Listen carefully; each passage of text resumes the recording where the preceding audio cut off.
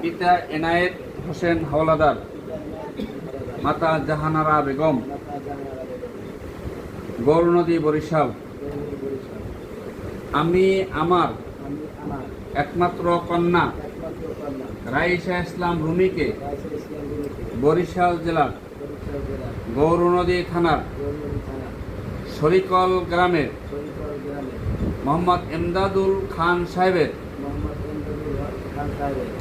পুত্র আপনি মোহাম্মদ আকরাম খান আপনার নিকট 5 লক্ষ টাকা দেনমোহর ধার্য করিয়া 1 লক্ষ টাকা ওয়াসিল নিয়া আমার সাক্ষীগণের মোকাবেলা রাইসা ইসলাম রুমিকে আপনার নিকট নিকাহে সুপুর্দ করিলাম।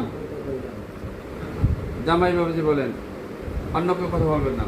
আলহামদুলিল্লাহ, বিসমিল্লাহে কাবিলতু। আলহামদুলিল্লাহ, বিসমিল্লাহে কাবিলতু। হাসেন সকলে বলেন আস্তাগফিরুল্লাহ। আস্তাগফিরুল্লাহ বারাকাল্লাহু লাকা ওয়া বারাকা আলাইকা ওয়া জামাআ বাইনাকুমা ফি খায়র। আলহামদুলিল্লাহ। সাক্ষ্য হবে, সাক্ষ্য ভালো করে মনোযোগ করে দোয়া করবেন সকলের জন্য। এই বর এবং এই কনে আজকে যারা আপনাদের সামনে কবুল করছে, এই কবুলটার জন্য মৃত্যু পর্যন্ত স্বামী স্ত্রী একত্রে বসবাস করে দুনিয়া বিদায় নিতে পারে, এই দ্বিতীয়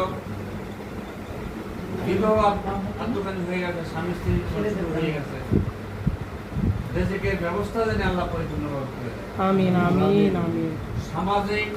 সমাজ রক্ষা করে সকলের সাথে মিলেমিশে চলতে পারে, এই জ্ঞানটা যেন তাদের ভিতরে আল্লাহ তাআলা পয়দা করে দেয়।